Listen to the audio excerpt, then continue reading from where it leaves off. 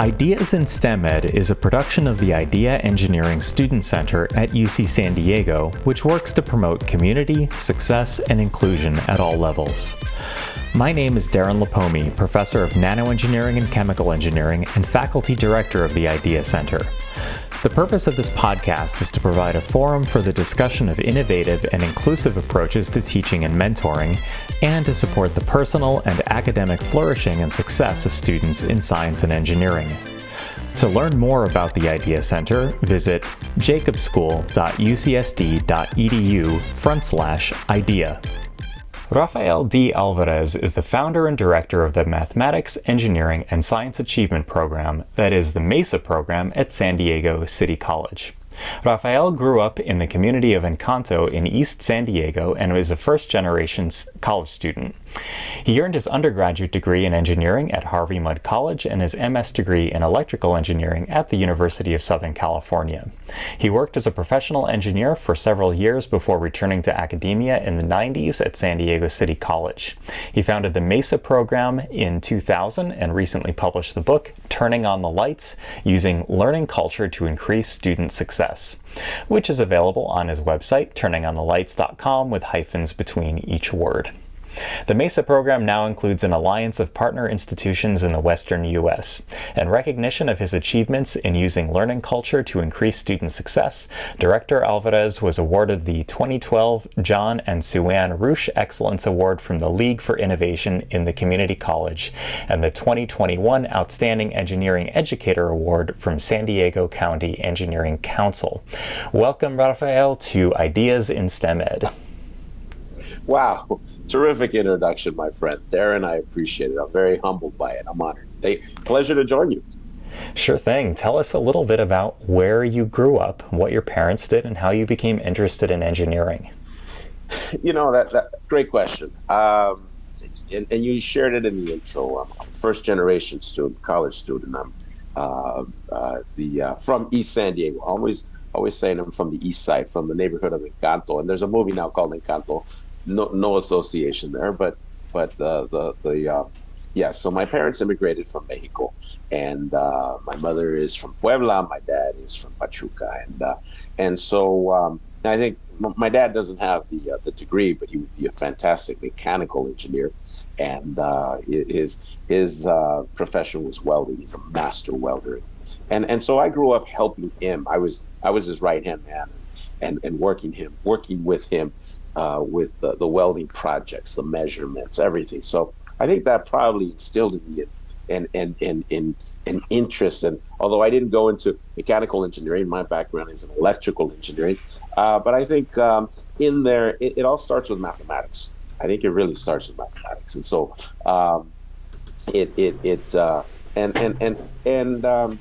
maybe in mathematics, there's that challenge, there's that learning challenge, and it isn't always this easy, but when you work through math problems and challenges and you come up with the answer, there's a real reward there. There's a real sense of satisfaction, maybe. So that was just a path, and that path for me, from East San Diego, led me to Harvey Mudd College, and somewhere in there, I want to be clear for the record, I was one of those kids that was bused. So I was bused from my East San Diego neighborhood, and I'll share that I didn't know it at the time. Now I know, and especially in doing the background research for my book, I was part of a voluntary ethnic integration program in the 70s in San Diego, which meant I was bused from a very diverse, low to middle income neighborhood to a predominantly white, more affluent neighborhood, and where I was given opportunities. Really educational opportunities, and I was the beneficiary of that. First at Pershing Junior High, and then at Patrick Henry High, where I was in a advanced track that had me in advanced AP courses.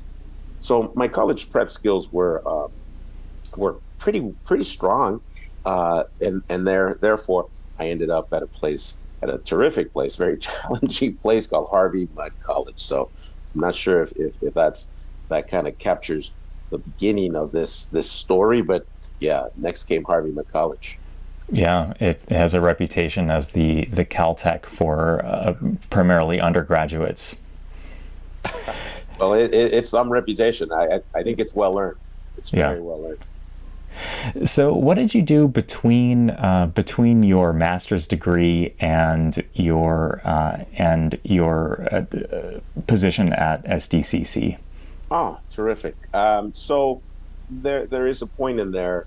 Of course, being at Harvey Mudd, you're just you're given such an opportunity for learning and exposure, and so there, I, I had a focus, and that focus for me led me to TRW in the Los Angeles area, Space and Communications Division. And it was through TRW that I had an opportunity to, once I earned my engineering degree at Harvey Mudd College, I, uh, I had an opportunity to, through the with the support of TRW, to earn my master's degree from USC in electrical engineering. And so, and that of course was uh, that for me was very important and key for my work in the Space and Communications Division with TRW. And I spent a number of years there, very challenging, very exciting, very rewarding years. And so that provided me an opportunity for great opportunity for growth, certainly, and I was enjoying that. But I, for myself, and it's for all of us, really, it's a matter of priorities. And sometimes in life, priorities change. And in my case, I was married. I got married after graduating from Harvard Mudd. A year after, I was married.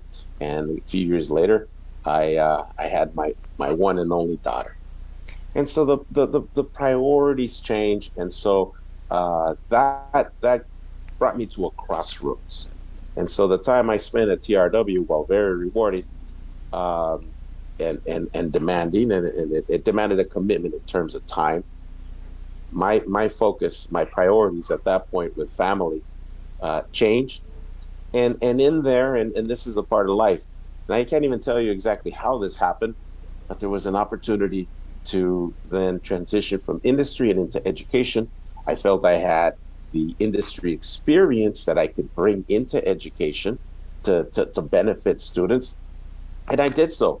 And not didn't know it at the time that it would lead me to this interview with you, or this conversation with you about transforming student lives. So in connecting the dots is, it's not as easily done, but in some amazing way, I I I'm just blessed. I'm blessed every day, and I think to have made that transition and have that my path run its course, and allow me to do what I'm doing now, as you and I have talked previously, is just so rewarding. It's just to have a student say to you, "Thank you for changing my life." There's no price. No, that it's incredible. It's just incredible. Did you know that you were going to start the MESA program when you started at City College, or were you teaching and then through your experience interacting with students, you said, "This is a good idea. This is what I want to do next"? Well, and it's interesting.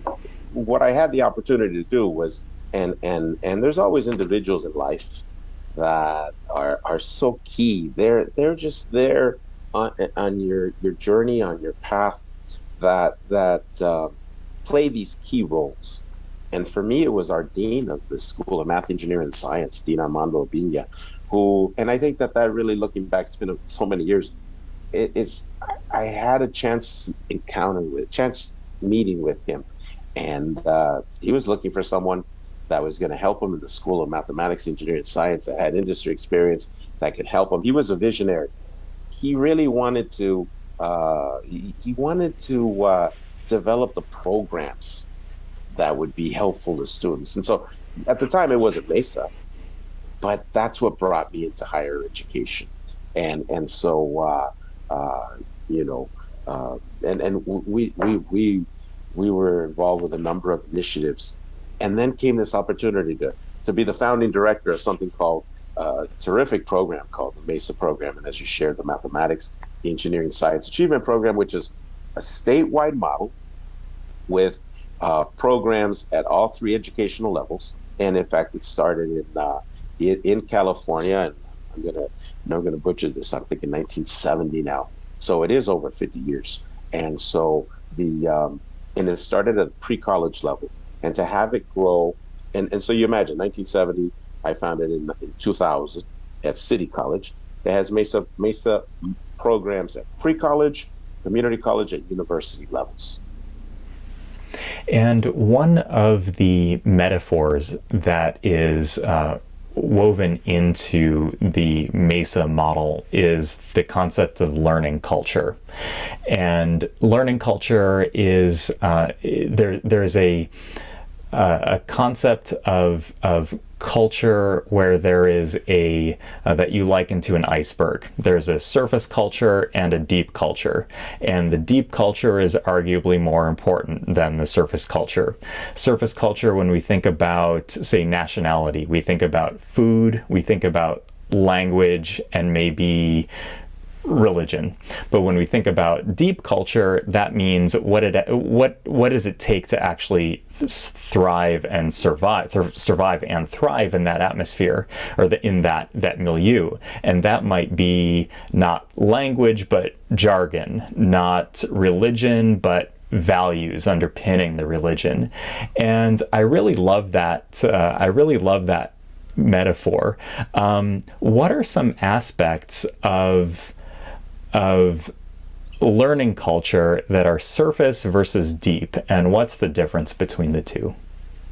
Well, and thank you for pointing that out. But if I may, I'd like to just back us up just a moment, because as I shared, I founded the program in 2000, and I wanted to state that the MESA program is an absolutely fantastic, comprehensive academic support model, especially at the community college level. And at the community, I should add, at the university level, the MESA program focuses primarily on engineering, computer science. At the community college level, the focus is STEM, math, engineering, and science, technology. It's all STEM. Because at the community college level, our students are transfer track in STEM majors, and that's a requirement to be in the MESA program.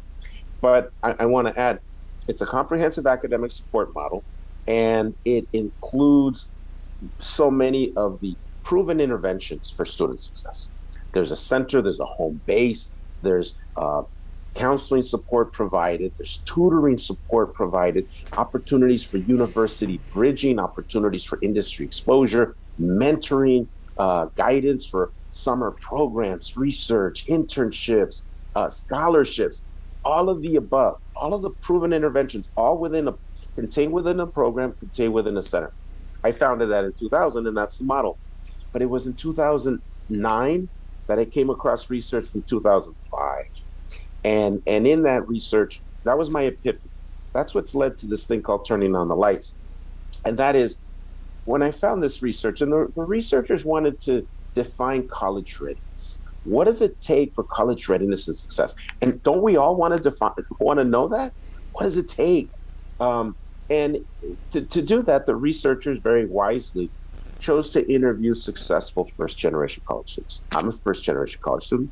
I was not involved in that research, but they did that. And they did that with successful transfer students. That's even better. They were at a community college, they transferred to university, successful first-generation college student. And in interviewing those students, they identified 10 factors that are important for college readiness and success. They grouped them into 3 categories: college readiness skills and abilities, background factors and life experiences, of course, and non-traditional student self-concept. That had 2 factors. One factor was having an identity as a college student. Absolutely.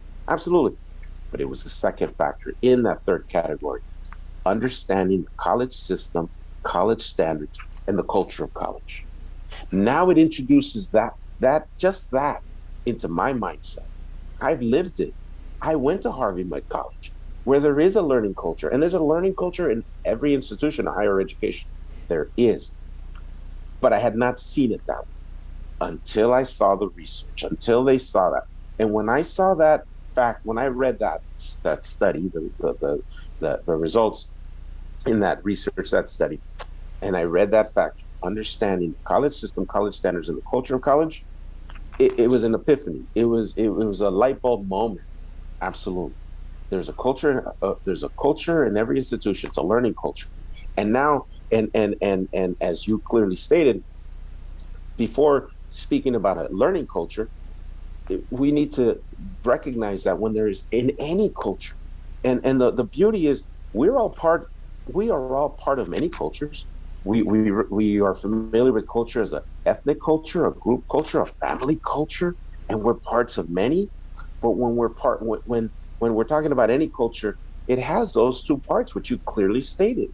It has a surface part which we can see, touch, experience in many different ways, but it has a deep part. And it's that recognition that's so important, because it's that deep part that is likely bigger and more important. And as you said, those things ways in which you experience the culture, the surface part of a culture, we enjoy that. But that deep part, what is it? Is it, how about, what's in the deep part?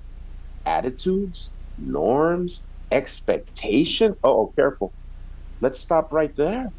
Really, expectation. So to really, I think to really understand, appreciate a culture, it's being mindful of those two parts, really looking to you talked about the underpinnings. Yes, the underpinnings. And to really enjoy a culture, embrace it, to understand all that. And to do that, it takes that awareness, but it takes turning on the lights. And that's what, at that epiphany, and since 2009, when I when I when I had that aha moment, and I had this new mindset that, oh, wait a minute, there's a culture, a learning culture in every institution of higher education. Students, higher education is admitting students, is bringing in students to higher education and expecting them to succeed, but no one's talking to them about the learning culture, never mind training them in it. And so at that moment, after being the founding director in 2000, we're talking 2009, I made it my mission. And it's been a mission of love, passion, and commitment to transform student lives simply by turning on the lights and training, not just speaking about, oh, well, yeah, no, training them in that learning culture which exists in higher education, turning on the lights.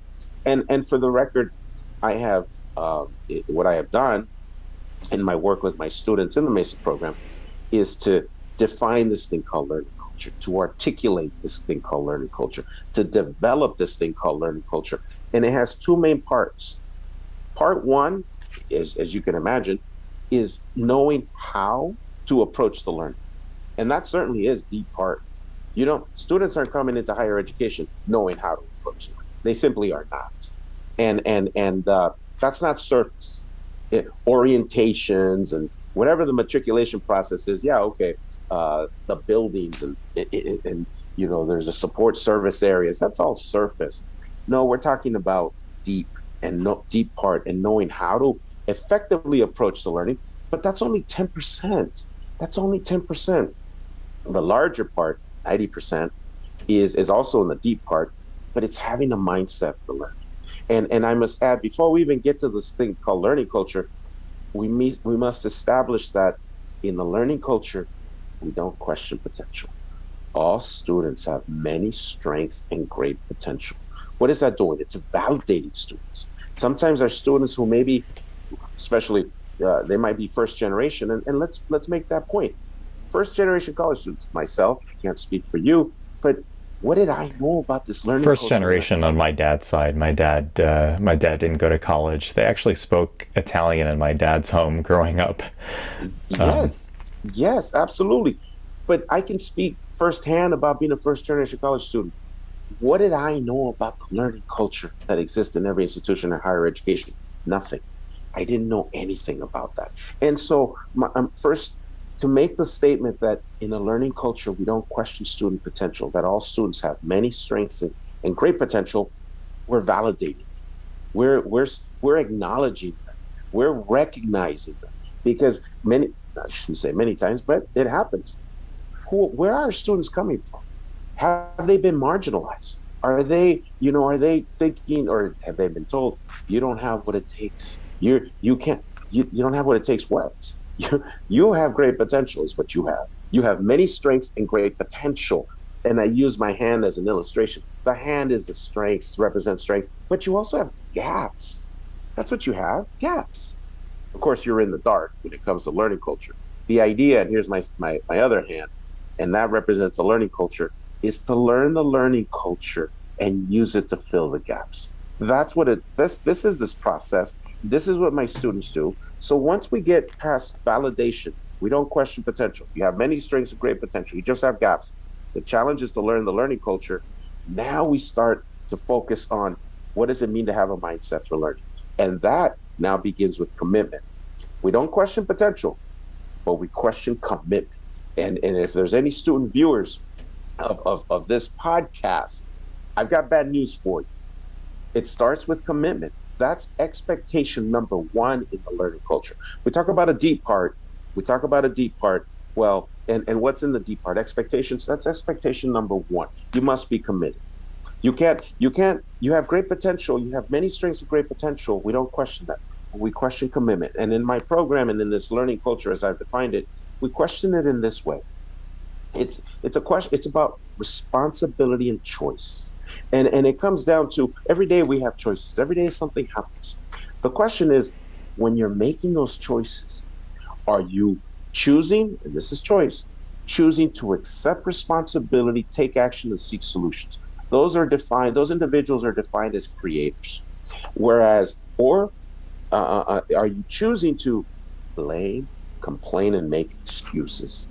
Those who do so are identified as self-saboteurs because you're self-sabotaging.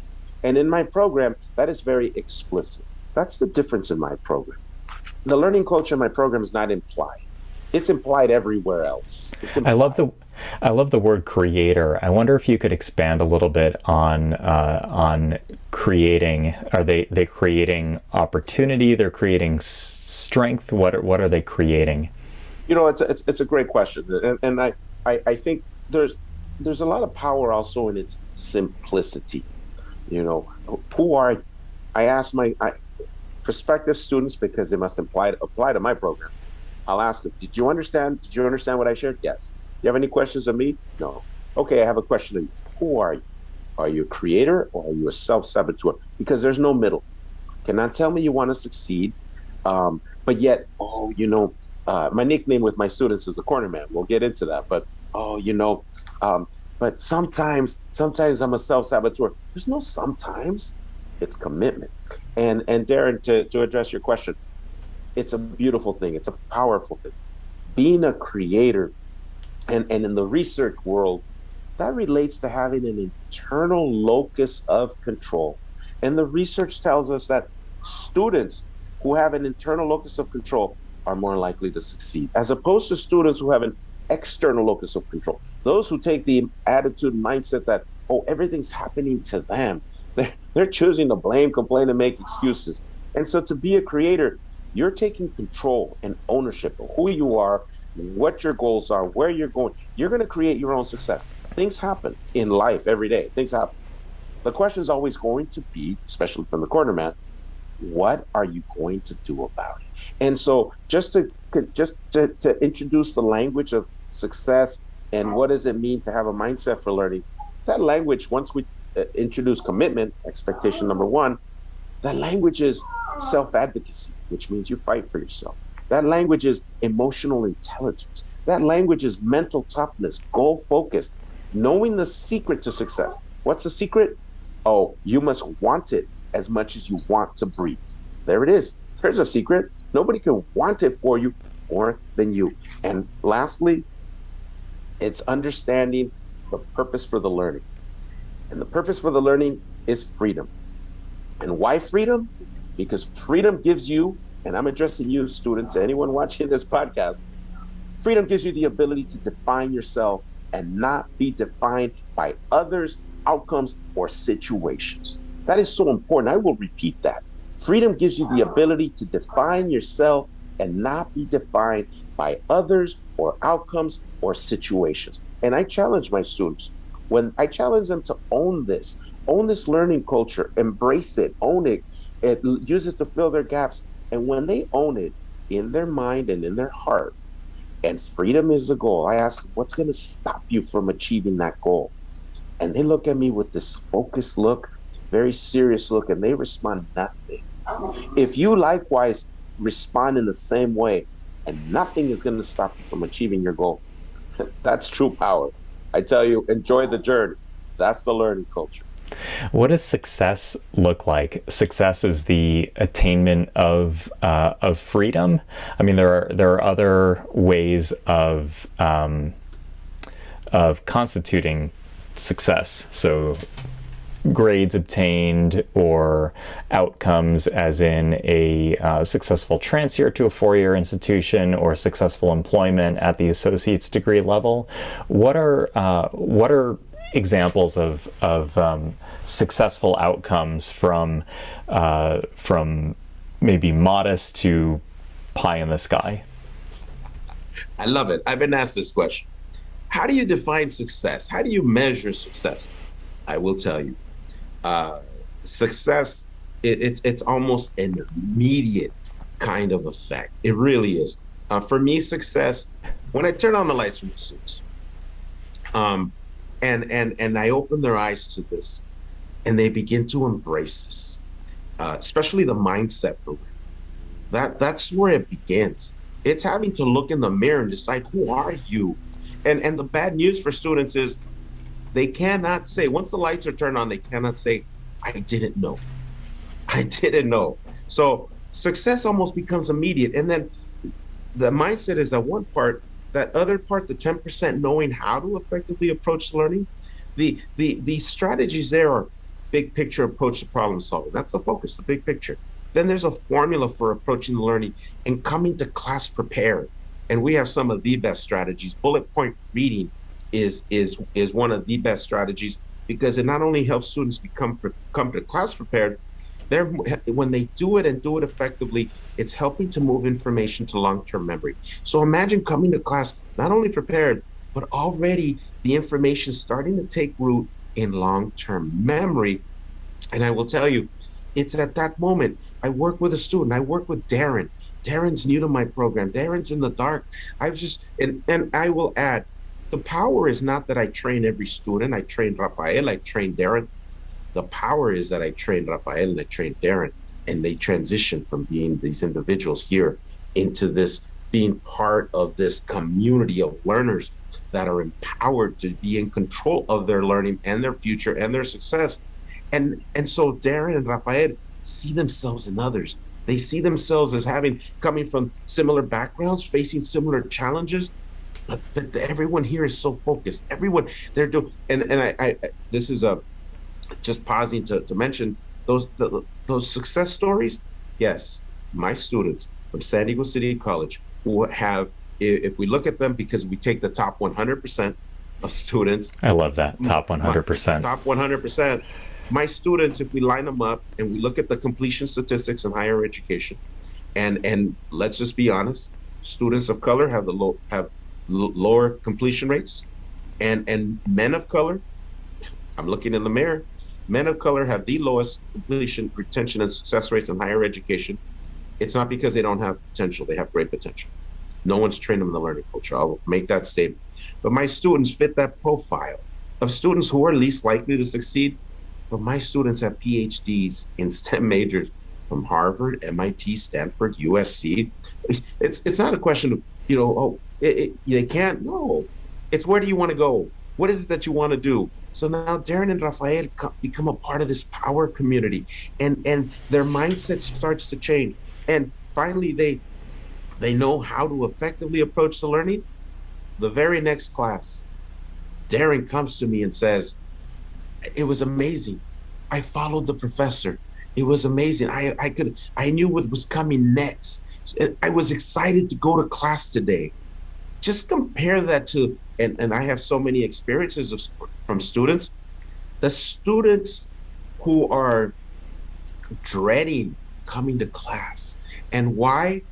They're dreading that feeling of being lost, feeling lost. They're dreading that. They already know they're falling behind. It's like they're being thrown. They don't know how to swim, and they're thrown into the deep end of the pool.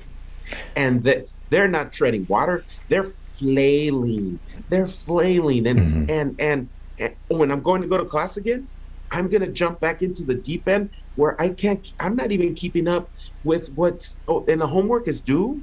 And now I'm going to this class and I'm not even, there's a dread. And students have shared that with me, that dread is gone. Not only is it gone, getting back to a creator, they feel like I'm in control. I came prepared. And so there is and that's a success we want to see first. That, we're not even talking completion of the semester, and we won't get to finals, we don't get to finals first. We're going to get to that next class, and then that next class becomes the following class, next week's classes, that next quiz, that next exam. So it becomes incremental, but we get that first feeling and excitement that comes with that success. Now we've got this. Now we're going to start. And of course, it's not perfect, but now there's mentors, there's others who can help. And all of my students are speaking the same language of success. I'm not sure if if you're understanding what I'm getting at with that definition of success, and it's necessary. And I subscribe, and my students know about this. Cotter's 8 steps for leading change. And in those 8 steps, one of those is to generate short-term wins. And I think that going to that next class, feeling like I can do this, I was prepared, I like this, I'm excited, I can't wait. That's a short-term win. So that's how I would look at success. Can you tell us about the analogy to crime scene investigation in preparing for your next lecture as a student? Oh, I love it. Absolutely. Let me just first briefly point out the formula for approaching the learner. Even before that, the focus. What is the focus? The focus as I've defined this learning culture and knowing how to effectively approach the learning, is simply the big picture. Must always be work on the big picture level. And many times students, they're lost in the details. They're just so lost. No, let's back it up. Time out. Let's pause. What's the focus? Before we even approach the learning, what's the focus? It's called the big picture. It's a big picture approach. And the big picture has 2 parts. And it's very logical. Part 1, see the big picture, see it. And then part 2, solve the problems. How many students are first looking to solve problems before they can see the big picture? We can stop right there. Good luck solving those problems. You're in the dark. Seeing the big picture means this. That's part 1 of the big picture approach. There's 3 questions that need to be answered to see the big picture. Question number 1, what's the concept? What is the concept? What's the big idea? What's the main idea? Why is it? What's important and why is it? Why is it important? What is the concept? Imagine trying to solve problems without knowing what the concept is. No. Let's focus on concept. What is that? Now that we know the concept, the second question is, what are the basics? What are the basic steps for solving basic problems? Just steps. How can we solve anything if we don't even know what steps to follow? These are basic steps for basic problems. And when I train my students, let's say that the orange problems, those are basic. Basic problems are orange.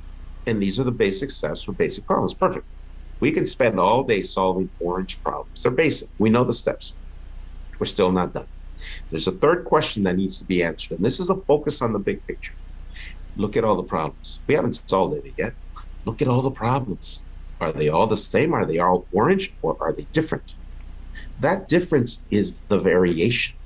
Look for the variation in the problems. And if you're in physics, I have bad news for you. Everything's a variation in physics. So you must be looking very carefully for those variations. You know the orange problems. Wait, there's blue, green, purple problems. Yes, those are variations. And when you have variations, the question is really, what are the variations in the problems? And how do the variations affect the basic steps? Because you're likely not going to be able to use the basic steps for solving blue, green, purple problems. Know the basic steps for orange problems. Something has to change. There it is. That's the big picture approach. So now those are the three questions. What's the concept? What are the basic steps? What are the variations in the problems? And how do the variations affect the steps? So knowing that, to come to class prepared, there's a strategy called bullet point reading. And it's a very simple approach. It's an outlining technique. So you're outlining section by section, but it's combined with repetitious review. That's where that's where you're moving information to long-term memory. Meaning, every time you outline one section, stop and review the previous section outlines plus the new one. There it is. And by the way, bullet point reading is a strategy that comes from the Guaranteed 4.0 learning system. It's the Guaranteed 4.0 learning system is a system that I worked with early on with my students, and I adopted the first part of it, which is bullet point reading. And so it must be done on the weekends. So if for my next week's class I'm covering 3 sections, or the student has 3 sections to be covered in class, then those 3 sections will be outlined, or you'll do the BPR on the weekend. First, you outline the first section, review the outline. Outline the second section, review your first outline, then the second. Outline your third section, review your first, second, then third outline. You're done. You get to class early in the week. You get to class early, review your outlines again, just to refresh the mind. And of course, it's always making it moving information along from memory. That's bullet point reading.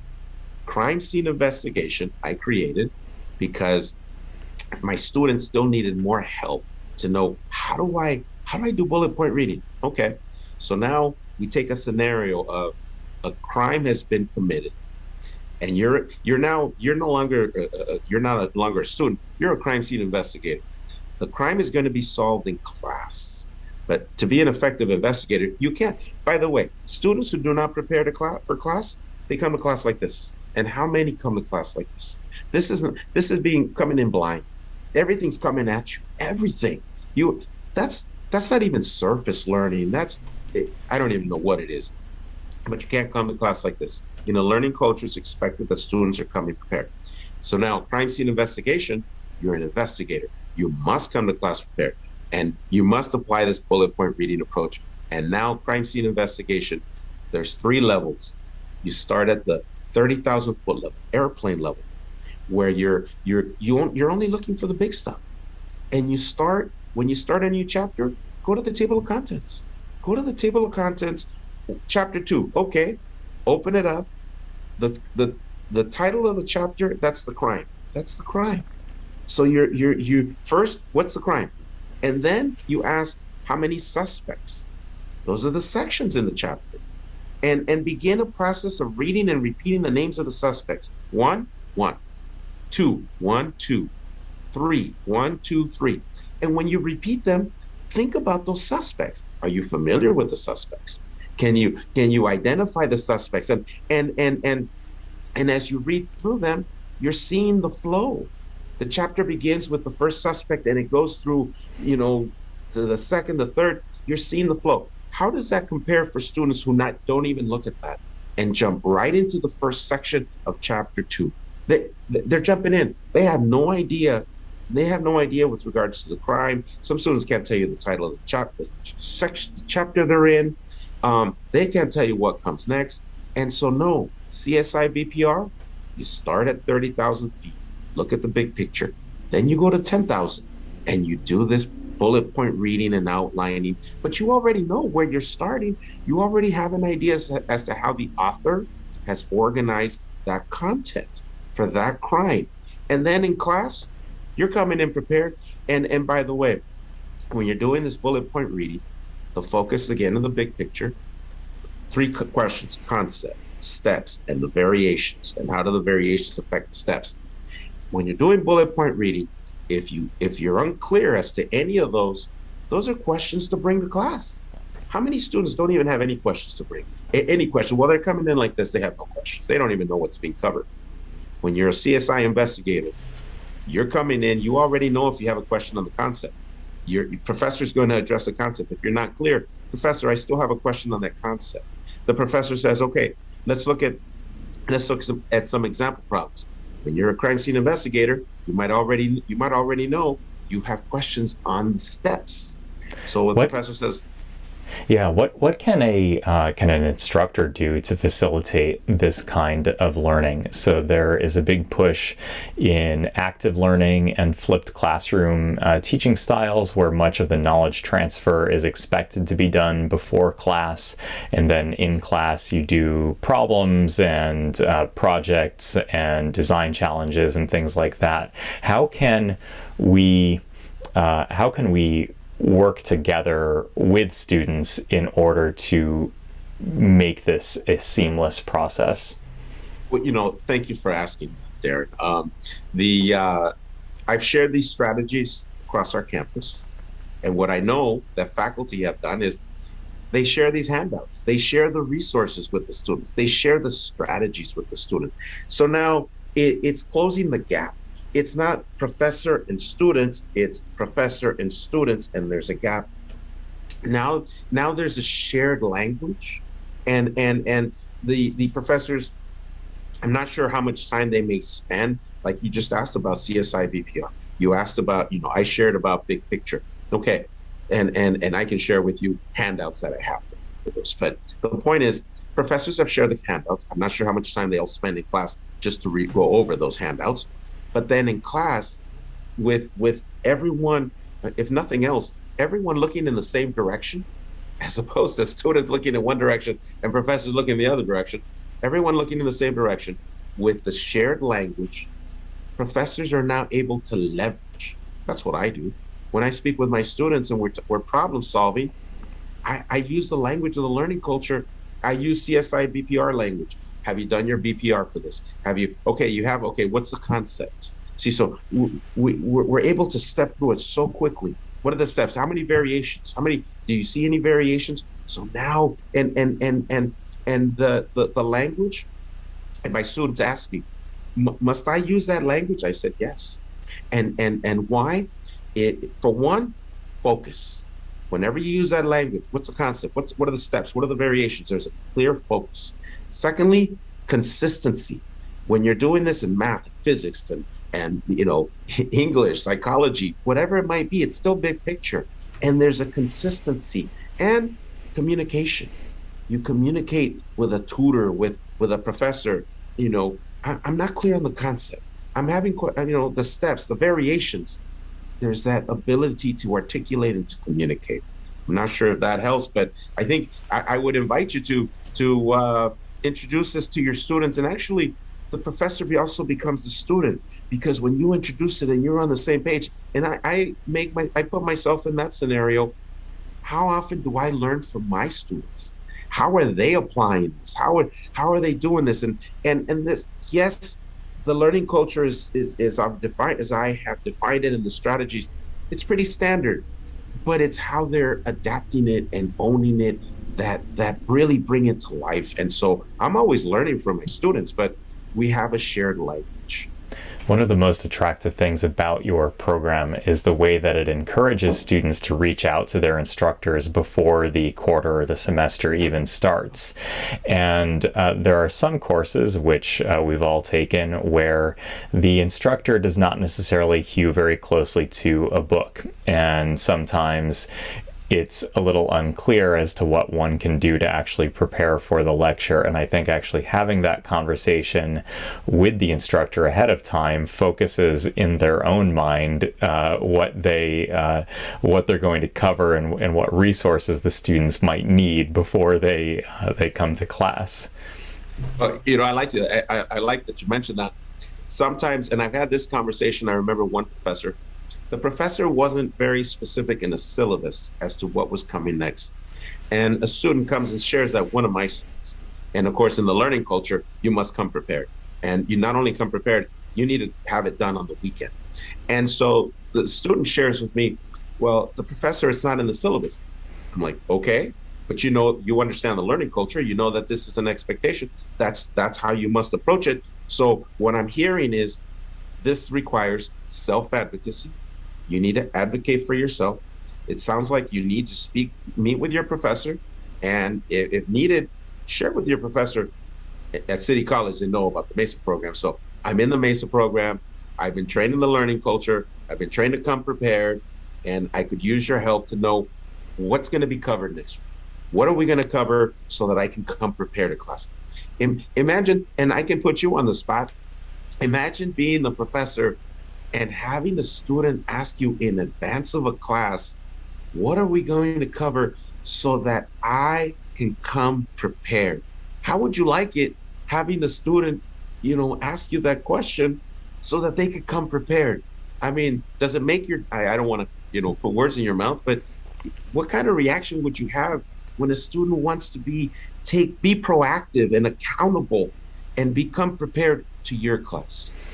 Well, for one, I would not forget that student's name the rest of the the quarter.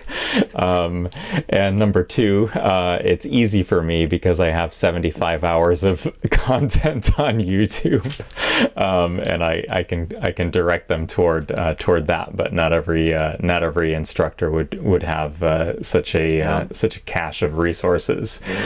I wanted to ask you, as we just have a few minutes left, but time management. So you mentioned the weekends, CSI, BPR, so crime scene investigation, bullet point reading. This takes time, and granted, it does take time to get an A.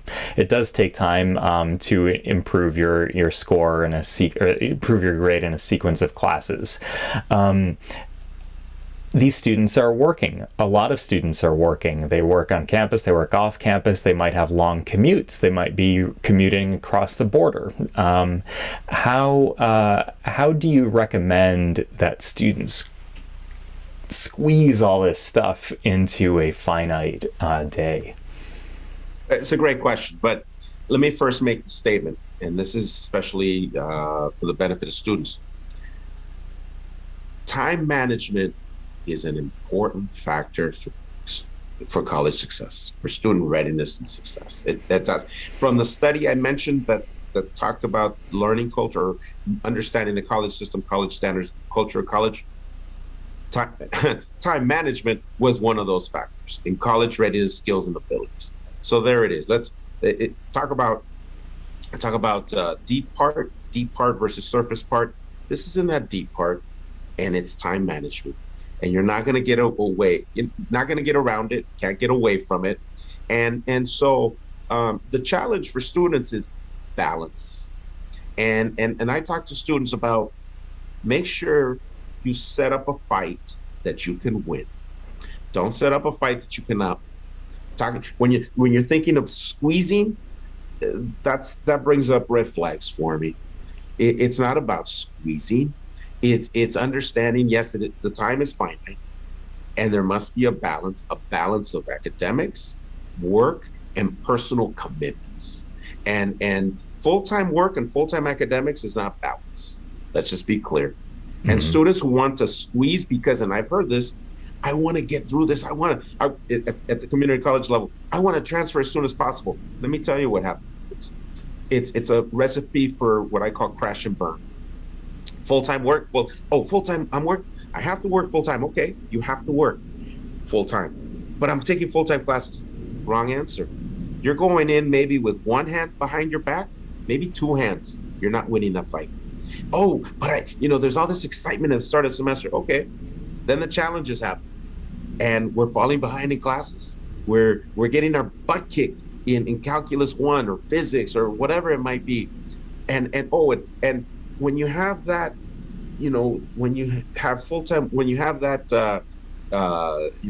when you have that situation, then you need to pray that nothing happens in your personal life, that nothing comes up, nothing unexpected. It's a wrong plan. It's an anti-resilient. It's an anti-resilient system. Yes. So it's balance. If full-time work is there, then you must take a fewer number of units. Because when you take full units, you start falling behind. There's lots of stress. There is no time to implement the learning culture. You're completely stretched. You're likely to start dropping classes. And when you drop a class, the other classes that you keep, you're likely behind in those because you were behind at the beginning, and it's a uphill battle, and likely, oh, I should add, students, you must know, first priority for students, protect your GPA. Protect your GPA. So to complete a semester and that you ended up dropping 2 classes, you finished 3, but you passed them with a C grade, that C grade is not you. You should have taken those, you should have only taken 3 classes then, and really created a fight you could win. And so have a balance. So when it comes to time management, it's not about squeezing. It starts with balance, understanding that now you have a fight that you could win. Now you must create a time management plan, start before the semester begins, and be ready to weekly adjust that plan depending on how are things working out for you. You're being mindful of that. You are the CEO of your company. And if your company is not high performing, you're failing as your own CEO. And have that mindset, be a creator. We're coming back to a creator. That's what a creator does. And so in this thing called learning culture and turning on the lights, I share all these things with students, and now they're empowered to be in control of their own learning and future. I hope that works for you, Dr. Lipomi. Rafael, thank you so much for taking the time to talk to me and to talk to our community. Thank you very much for having me. Have a great rest of your day. And to all your viewers, I hope this is helpful, and God bless. Enjoy the learning culture experience. Bye-bye. Thanks for listening to Ideas in STEM Ed, a production of the Idea Engineering Student Center in the Jacobs School of Engineering at UC San Diego. This episode was edited and engineered by Sky Lee, with theme music written and performed by John Viviani. Title art was created by Caitlin Wong. Special thanks to Sarah Eckert for guest booking and marketing. The Idea Center works to promote community, success, and inclusion at all levels.